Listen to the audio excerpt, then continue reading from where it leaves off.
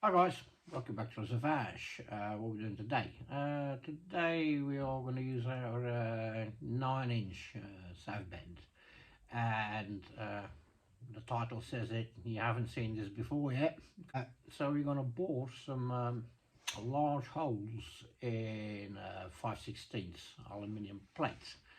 But we do it on the lathe with the milling slide, and with this gigantic boring head. I made a backplate for it. It screws onto the lathe, so we can bore horizontal with it. And use the milling slide where we put some adaptation pieces on here so we can clamp the big plates on it. And I'll show you what we've been doing. We are doing a little bit of work on this thing here. So we need to drill some holes through these plates here. It's an old dragster. Look at the size of that clutch. And I'll take you around the other side. And you can sort of get an idea. So like all these holes, they are all machines using this method. So what we need to do is we need to make a big hole here for an access hole for the magneto, and there is also a hole here for a long stud that is underneath the magneto and it's very hard to get to. So that is what we will be doing, and later in the week we'll be making some more engine plates to tie the supercharger into it.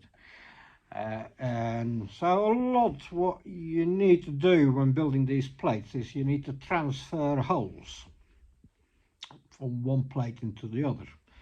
Now these two, what we're doing today, they are not mechanically important, they're just an access hole, so you know, it's a little bit easier. So we need to, well, I'll show you the magneto. So there we go. This is the magneto.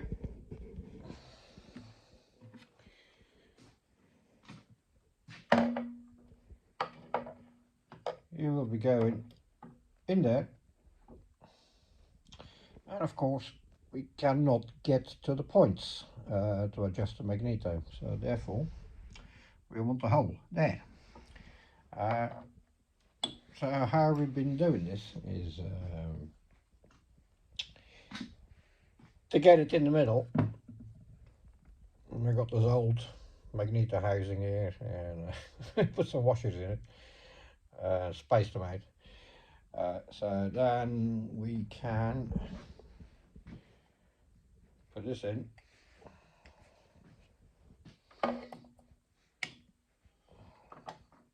Stick a rod through it and mark it. So we did it. This is my marking tool. It's not super precision, it just has to be in the middle. This is the end of the magneto, and in the plate we want a hole so we can get to the points, because otherwise you can't get your hands in there. So this uses old housing. There's a nice point on it. We mount it in place, and it's long enough, and give it a tap with the hammer, and then we get a little center mark in the plate. Yeah, exactly in the right spot. Okay, let's do that. Right, so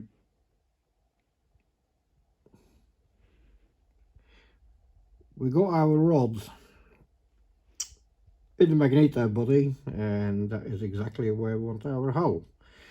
So we'll just give them a little tap,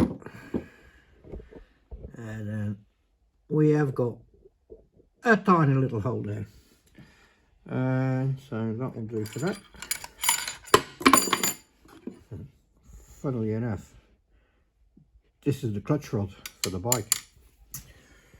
Right, so next, so as you can see, there's 3 bolts here, and the third one is right under there. Is really hard to get to. Even on a normal bike, it's hard to get to. So people who are used to British bikes, they know that. And BSA make a long stud that comes right up to there. So it's because it's impossible to get to otherwise with a normal nut. But because my plate's in the way, I'm going to drill a hole there so I can pass a small socket through it to make it easier to unscrew it. I might as well, it's future-proof, it's sort of thing. And then after we got the hole, we might cut it open so we get more access, or I might just leave it as a hole, but we'll do the hole first. Alright, the stud, that's the next one. Yeah. So now we need to transfer the magneto. It sits like that. It's that bolt here is really hard to get to, so we'll screw this stud into the engine, and I turned the tiny little pip on there, and now we can give the plate a tap and mark out the hole. We only need to use it once. So. Right, let's get that in. So this, we need to screw that in there, but first of all, I will mark it the same as with the other one. First of all, I need to take the clutch off.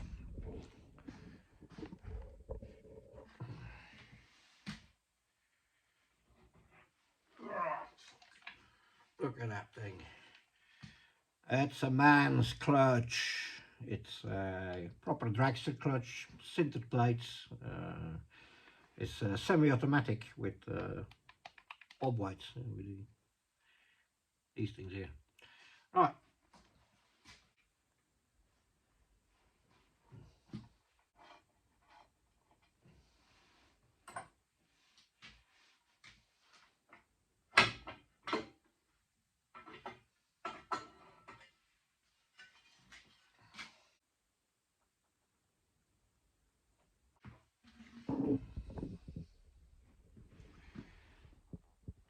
This massive block that is also made on that little milling slide. We put a block on the milling slide, we put a faceplate on the lathe, and we put the tool post on the faceplate, and we cut semicircles like that. I bet nobody else does that either, but see, so it's a good finish.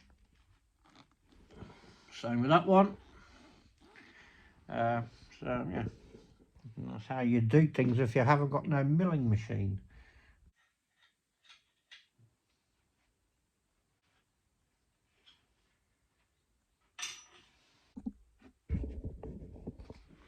So that's the stud you can't get to.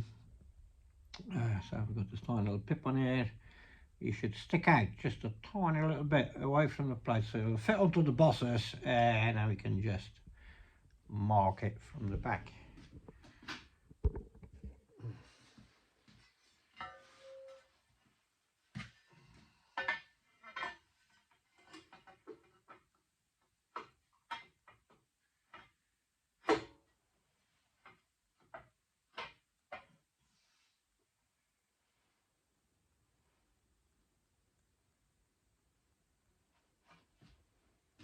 Perfect.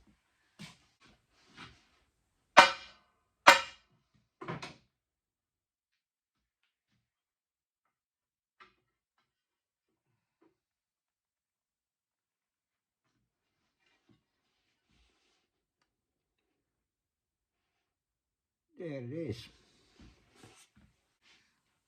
better mark it. Alright, then we can give it a decent centre point and then we can start on the lathe. Right, we're at the little 9-inch. I love my little 9-inch, it's a great little thing. Fitting the milling slide.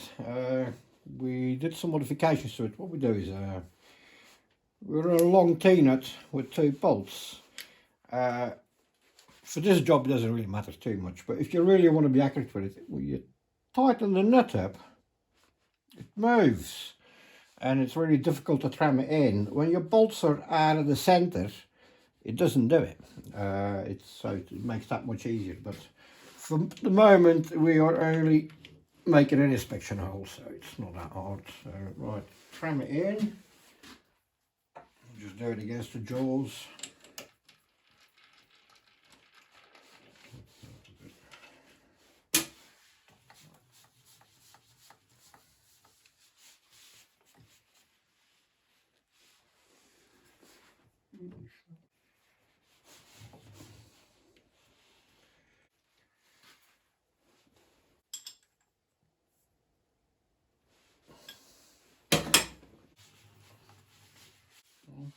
Fit these extensions. When we're doing a precision milling with it, then I do it slightly differently. There's a big plate to go on here with an old angle bracket off the back of the V here. It takes quite a while to tram it in properly, but for just doing our holes for the moment, this is good enough. Right, let's stick these in.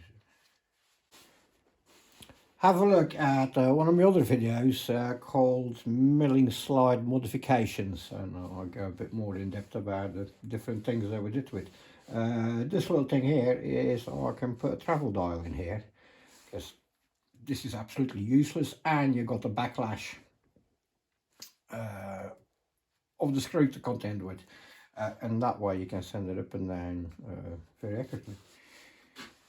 Right.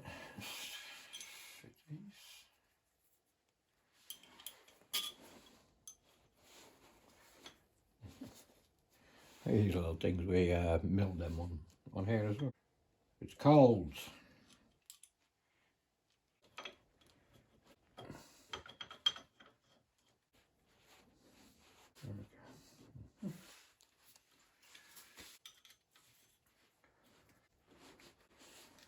You take your chuck off, wind your jaws in. If it drops off, it's nice and round and you don't get one of these jamming you in the fingers.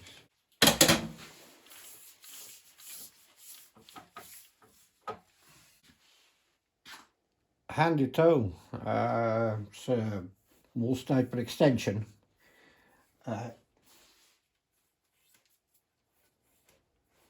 And you can use it if your chuck's still on. It's long enough it goes through the chuck. But he's got a very nice sharp point on it where we can pick up the plates.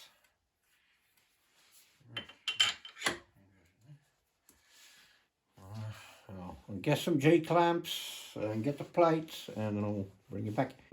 So it's held on the centre, log the carriage, and now we clamp it up. When you're clamping things on a machine, and it doesn't matter which machine, I only use machine clamps or solid clamps. Don't use these things. Vibration or whatever, they can rattle loose, let go, and then your part goes flying and you're in a world of trouble. So do never ever use these ones on a machine. Or it is a bit Heath Robinson, it's an English expression. He was some madcap inventor. Leave a comment in the comments, or you ever heard of Heath Robinson. Alright, so he goes there, there goes there. Let's stick another one around the back here.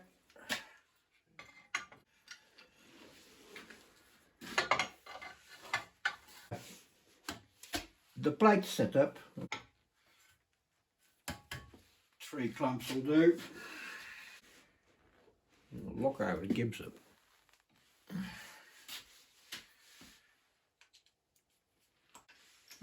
So that's hanging. These are still the original South Bend sleeves for the headstock. Amazingly, because this machine came to the UK in 1942 with the War Department, and now it is in France, but I've had it for a long time. But in all them years, the book says it comes with 2 sleeves, and I still got both the sleeves, and the original carriage spanner. So unbelievably that for God knows, I haven't worked it out, 70 odd years, these things never got lost. Right, let's drill a centre hole. This lathe as well, I wonder what this is. Look, it's got a clutch. Drill the centre hole.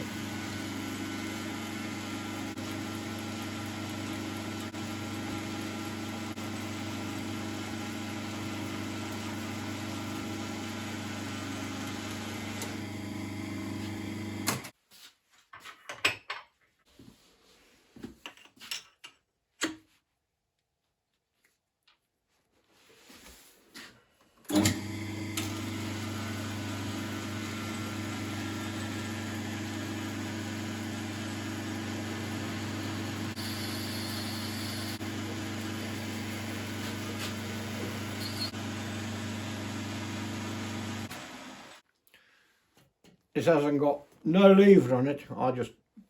This is how I got the lathe years ago. I will change it one day when I got some time, but it's so quick.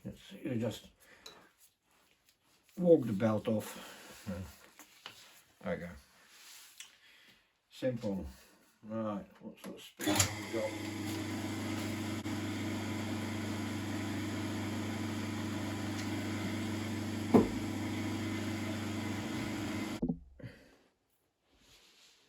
Right, so it's all set up. Give them one little pass. We're on 1.5 inches, and we're going to 2 inch and 100,000. So we're taking out 275, I think. We'll measure it in a minute. Alright, so dial in. I'll try to do it. I guess you can see what I'm doing. 10 thousandths. Let's see how he goes with that. There we go. 10.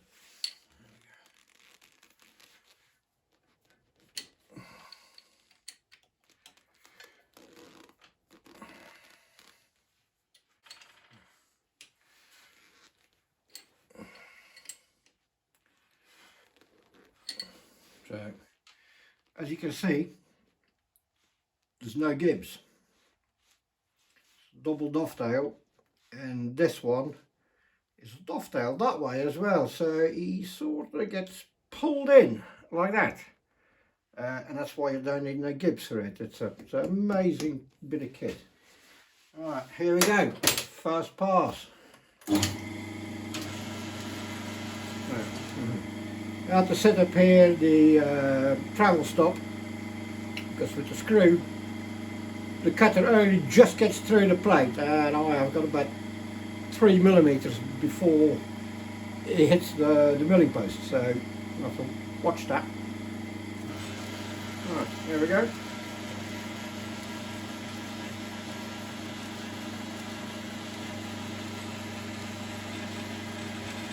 Still going to put automatic feed.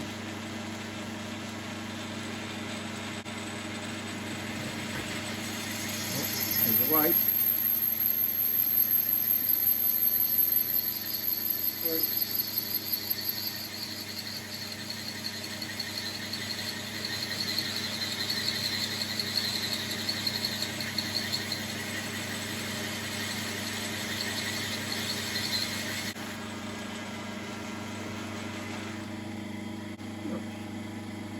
Good finish. Right, I'll give him another 10.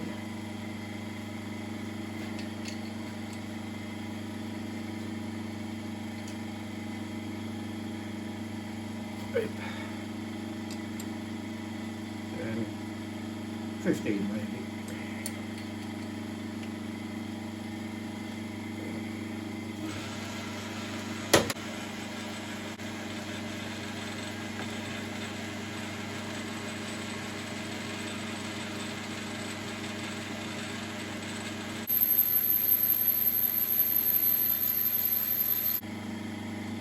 He seems to be happy at 15, so we keep going at 15.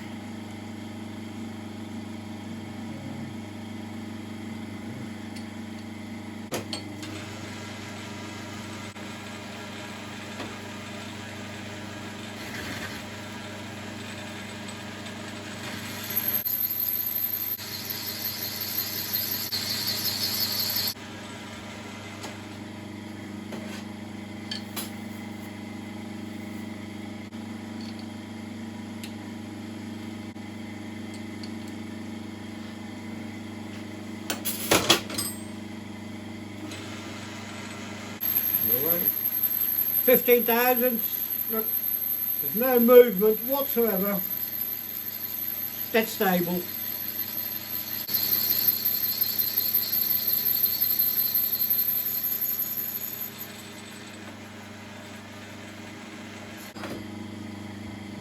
Just measure it, see where we got to.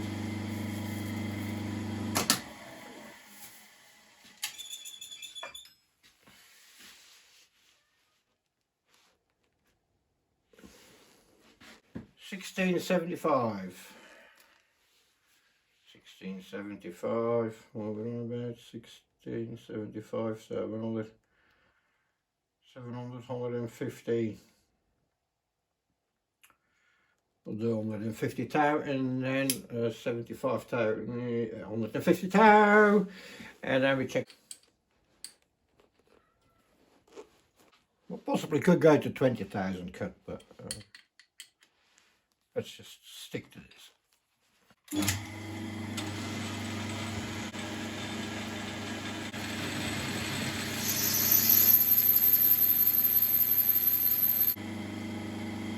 Perfect smooth hole, no burn on it. Lovely. Right, I'll bring you back when I get the size, and then we'll chamfer it. Just break the edge at both ends.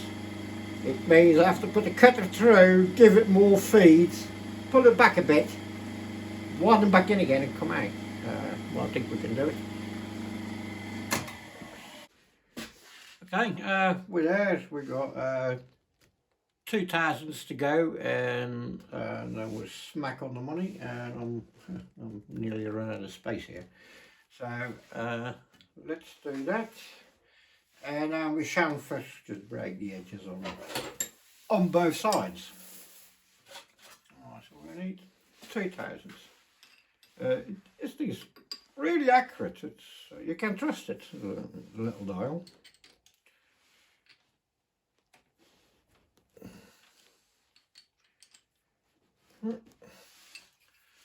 Dial in 2.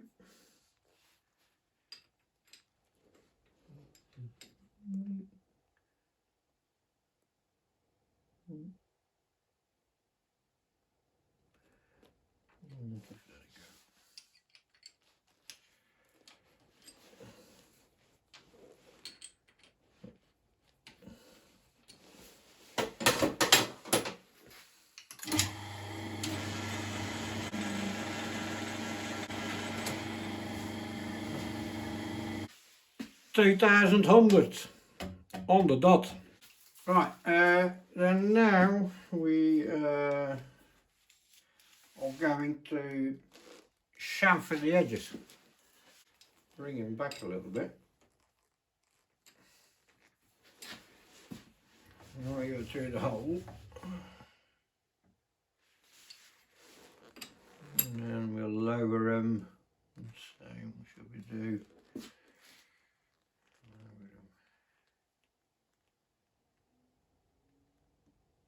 4.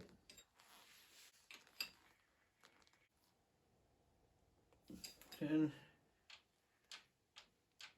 still not hitting anything.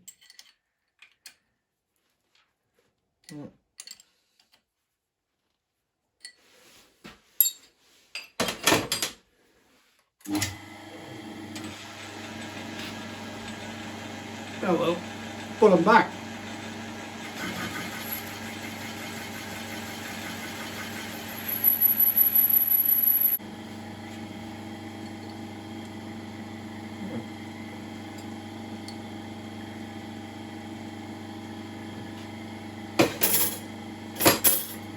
See how well he does at the front.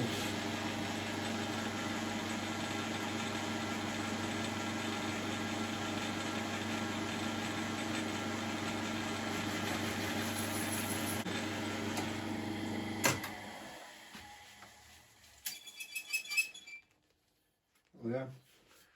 Perfect, chamfered, finished. So that's what you can do with a boring head and a little milling slide.